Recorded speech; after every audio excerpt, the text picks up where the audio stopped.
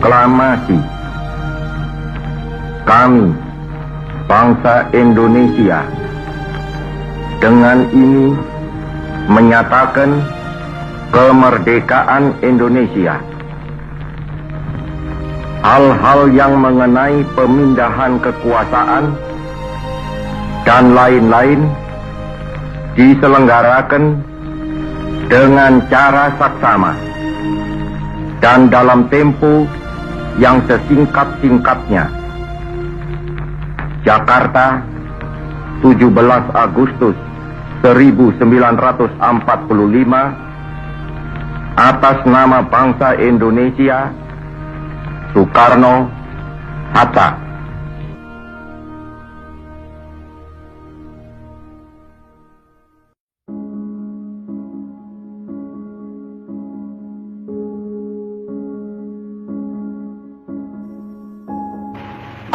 I am the son of a people or a nation which has suffered from colonialism for 3 centuries and a half.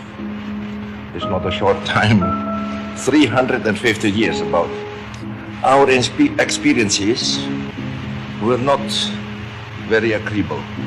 I said in the United Nations several years ago that imperialism is not yet dead, it is only dying.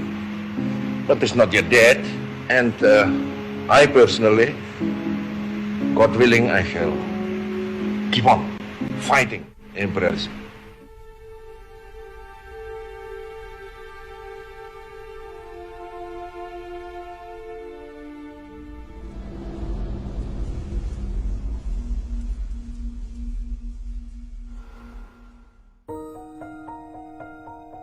Cita-cita negara merdeka, bersatu, berdaulat, adil. Perhatikan semua itu. Lihat tujuannya. Lihat faktanya sekarang terjadi deviasi yang begitu lebar. Saya harus memberitahu kepada bangsa ini. Kenapa sekarang Indonesia mulai goyang? Karena kita tidak tahu bahwa sekarang telah terjadi gerakan globalisasi yang akan menghancurkan bukan saja Indonesia tetapi seluruh dunia. Catat ini, seluruh dunia. Globalisasi adalah sistem. Di atas globalisasi ada suprasistem. Programnya adalah money, power, dan control population. Money, dia sudah kuasai sistem ekonomi dunia. Bursa efek apa semua pokoknya diatur. Nah, kurs-kurs kita itu diatur sama mereka. Jadi kita diancam-ancam. Lu gue mau turun nggak 20.000? Lu gue mau turun nggak gitu? Nanti pemerintah kita dibikin takut, ngerti nggak? Duit lagi, kita jadi hutang lagi yang daerah ya. Untuk ganjil jangan lebih dari 14.000 misalnya. Ternyata semua disetting. Money sudah didapatkan oleh mereka. Kita harus hati-hati. Makanya lihat, kerusuhan yang ada di kita, yang rusuh dibiayai oleh dia, kita juga dibiayai oleh dia. Jadi semua konflik di dunia, dia biayai dan dia biayai. Yang defense dia biayai, yang rusuh dia biayai. Orang perang dunia aja mereka biayai kok. Jadi semua dibiayai, kita nggak usah marah. Ini ada yang main di belakang. Saya buka aja, ada yang main di belakang. Karena kalau nggak dikasih tahu, itu saling curiga. Enggak, bukan orang Indonesia, tetapi dia gunakan orang-orang Indonesia yang mata duitan. Cara bekerjanya globalisasi ini sudah sejak dulu, dan dia punya organisasi yang begitu kuat, bukan negara, non-state actor. Mereka bekerja secara terstruktur, sistematis dan masif. Kenapa struktur? Karena dia punya organisasi besar dengan sistem perekonomian yang dia kuasai di seluruh dunia. Saya katakan ini bukan negara, tetapi adalah kekuatan yang mengatur negara untuk melakukan itu, dan hanya boneka-boneka saja. Sistematis, karena mereka bergerak begitu halus, step by stepnya jelas, pelan-pelan, dan kita terhipnotis untuk ikut menerimanya. Karena apa? Menyenangkan untuk hawa nafsu. Tawarannya adalah macam-macam, ekonomi, tapi masuknya adalah mudah dan cepat. Kenapa? Manusia fisik seperti ini itu senangnya dikasih mudah, nggak senang yang susah. Makanya dia tahu secara psikologi dia kita akan di lock dengan sistem Jadi nggak bisa keluar dari sistem. Nanti pedagang tradisional di pasar-pasar tidak akan lagi ketika uang kertas tidak berlaku lagi. Warung Tegal, tukang rokok, semua pokoknya kalau nggak pakai sistem elektronik nggak bisa berdagang, dan itu akan terjadi. Itulah prosesnya, itulah cara sistematis. Pertama kita dikasih gratis Rp1, gratis 2 bulan. Setelah itu dia mulai ketika semua orang terpaksa pada begini sekarang. Dan suatu saat ini akan dipasang chipnya di badan kita. Itu pasti. Pasti. Kalau yang bilang tidak pasti, kita dibohongi. Pasti. Masif. Karena mereka semua bergerak di seluruh dunia. Di dalam seluruh sendi kehidupan. Tidak ada yang lolos. Termasuk handphone yang Bapak Ibu pegang sekarang. Ini adalah alat mereka untuk melakukan propaganda seluruh dunia. Setelah itu apa? Gelombang elektromagnetik yang ada di sini, dia merusak struktur DNA dari setiap sel-sel tubuh manusia. Struktur DNA ini kemudian dia merusak membran sel. Membran sel akan menghasilkan enzim-enzim negatif atau beracun, dan hormon-hormon ketiga akan mempengaruhi mindset kita. Yang berikutnya, dia masif. Karena semua sendi kehidupan dia jalan. Ini tadi merusak betul. Anak-anak sekarang gampang dibully. Kenapa? Dia tidak sadar lagi bahwa dia makhluk ciptaan agung dari Tuhan. Begitu dibilang kamu jelek, dia berpikir bahwa ya aku jelek sampai mati. Dan saya tidak bisa berbuat apa-apa karena dia jelek. Ini kan manipulasi mindset. Jadi dia punya pola adalah ini. Propaganda ketakutan, ISIS, terus terorisme di mana-mana, Taliban, itu propaganda mereka dan semua dari mereka. Jadi kayak musang berbulu domba. Bahkan di negara kita juga sudah masuk ke sendi-sendi kebangsaan. Propaganda yang dilakukan adalah propaganda ketakutan. Itu berlangsung di seluruh dunia. Dan propaganda ketakutan adalah caranya iblis. Dan ini berlangsung sejak dunia ini ada. Ketika Adam dan Hawa dibuang, di situ muncul ketakutan. Jadi kenapa ada rasa ketakutan dalam diri kita? Itu sejarah awalnya. Dia bikin ketakutan. Supaya apa? Supaya otak purba kita mulai berpikir, waduh, apa yang saya harus lakukan dengan keadaan yang seperti ini ya? Mulai berebutan. Tetapi orang yang tidak kuat tidak akan memperoleh ini. Akhirnya kekuatan-kekuatan yang besar saja yang menguasainya.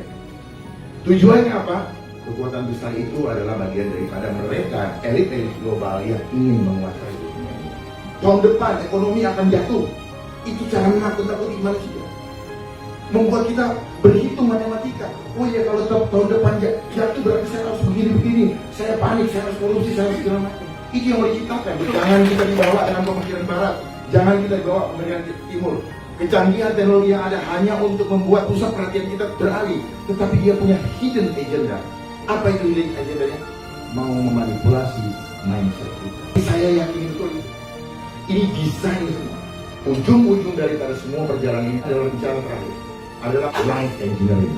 Mereka tidak pernah munculkan, cari di Google tidak akan dapat. Karena memang disembunyikan. Coba boleh dicari, tidak ada. Di situ hanya social engineering. Jadi life engineering, kehidupan kita pribadi ini yang akan di-engineer. Kenapa?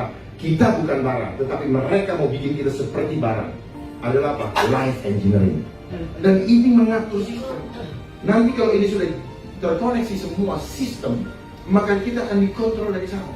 Dan untuk menyelenggarakan supaya sistem itu terkonek, kemudian nanti kita dipinjemin uang untuk menyelenggarakan agendanya.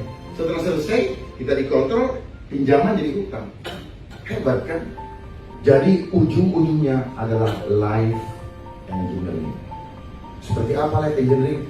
Semua kehidupan kita mau dikontrol.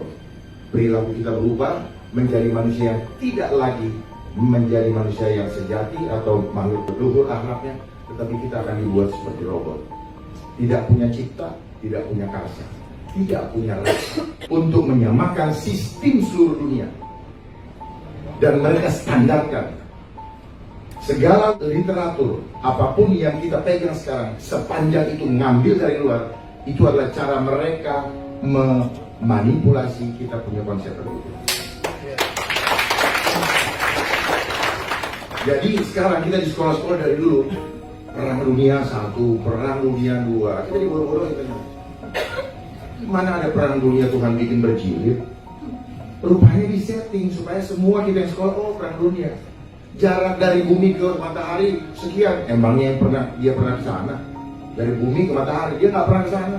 Bohongin, ya, dibohongin semua kita. Ya, kenapa saya harus tegas katakan itu? Biar nggak ada toleransi untuk ketidakbaikan, untuk kebohongan. Karena itulah cara memanipulasi. Ya. Sumber daya alam akan habis, bohong. Sepanjang kita hidup, Tuhan akan berkati kita. Bohong itu. Minyak akan habis, bohong. Minyak itu seperti mata air, kapan aja Tuhan mau bikin ada. Persoalannya kita jauh dari Tuhan. Konsep-konsep yang mereka tawarkan juga semua dengan hitungan matematika. Supaya orang tidak perlu memikirkan Tuhan, tidak perlu untuk menjauhkan keimanan manusia dari kemahakuasaan Allah Subhanahu wa Ta'ala. Itu cara mereka. Ujung-ujungnya dari light engineering membuat kita mau dibawa ke konsep ateis. Bahwa hidup manusia ketika kau di dunia, kau jangan mikirin kekuatan supranatural. Nggak bisa. Makanya akan bentur. Catat kata-kata saya, kalau kita tidak waspada, kita bisa berantakan. Semua generasi muda. Saya mengajak kita untuk melihat ke depan. Karena kalau kita melihat ke depan, kita tahu apa yang akan terjadi di sana. Kita bisa membuat langkah-langkah strategis untuk menghadapinya. Nah, Indonesia punya jawaban. Dengan konsep luhurnya Nuswantara. Nu adalah makhluk, Swa adalah mandiri, Anta adalah menuju, dan Ra itu Tuhan. Jadi makhluk mandiri menuju ke Tuhannya. Sehingga nilai-nilai sejati, fitrah ini universal. Jadi tidak perlu ada kita meributkan. Pancasila jangan hanya wacana, jangan, tetapi mari kita implementasikan dalam kehidupan kita. Sila pertama Pancasila itu sudah desain atau given dari Allah. Jangan ditaruh di nomor 5. Kenapa 1? Otomatis kalau sila pertama kita jalan, kita paham, ya kita ikhlas, kita adil. Kalau ikhlas, Indonesia tuh manusia ikhlas. Anak-anak berdoa, ikhlas menerima perbedaan. Terus karena ikhlas dia bisa menerima ada tumbuh-tumbuhan, ada pohon, ada laut, ada yang cantik, ada yang rindu. Ikhlas. Masa kita mau sendiri perlakuan setiap perempuan sendiri? Nah, karena ikhlas kita mau menerimanya. Itulah ciri bangsa Indonesia. Kalau kita ikhlas, pasti dia akan adil dan beradab. Nggak mungkin nggak. Gampang kan? Jadi kalau ada orang yang tidak beradab, berarti dia bukan Pancasilais. Dia tidak berketuhanan. Kita nggak usah bicara Pancasila. Karena Pancasila ini hanya penjabaran saja. Kenapa saya kurang setuju dengan cara mengimani? Karena Pancasila bukan Tuhan. Tetapi konsepnya yes. Ini jangan hati-hati. Kenapa? Kaum milenial agak alergi dengan mengimani. Saya ada di antara milenial dan tidak. Jadi saya bisa mentransfer ini. Jadi jangan mengimani supaya tidak dianggap sebagai sesuatu yang berhala. Ini yang kelirunya selama ini. Jadi yang penting ketuhanannya dulu. Kalau ketuhanannya dilaksanakan, pasti yang lainnya ikutan. Gak bakal tidak. Masuk kita sila kedua, sila ketiga. Kalau kita melihat Sumatera sebagai hadiah Jawa, Jawa melihat Irian, Papua sebagai hadiah, Papua juga melihat demikian, kita akan bersama. Tidak akan kepentingan kelompok ada.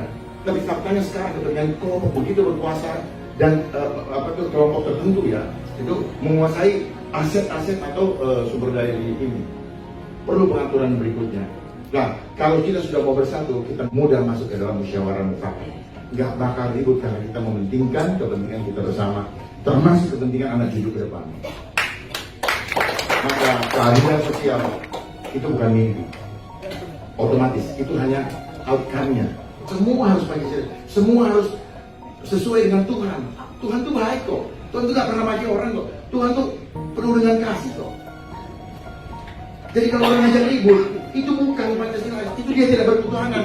Dia berlindung di balik ketuhanan untuk mendapatkan keuntungan, omong kosong. Kita tidak punya kemampuan kalau tidak melibatkan Tuhan di dalam kehidupan kita, omong kosong.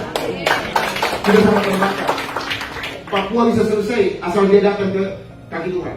Coba kalau kita berani sama Tuhan, nggak akan kita takut. Hidup mati saya besok Tuhan yang menentukan, bukan. Indonesia adalah negara spiritual. Nah, makanya Indonesia ada merupakan konsep the land of harmonia dunia. Kita ini pusatnya harmoni dunia. Dan itu sudah pernah ditunjukkan oleh Bung Karno tahun 1955 dengan konferensi Asia Afrika. Jadi di sini butuh pemimpin yang punya hati sungguh-sungguh berbangsa. Punya pemimpin yang sungguh-sungguh dan tidak perlu takut kehilangan apapun juga. Kalau kita takut kehilangan apa, ya pasti kita kehilangan, itu udah rumus. Tapi kalau kita tidak takut kehilangan, Tuhan akan memberikan pada kita.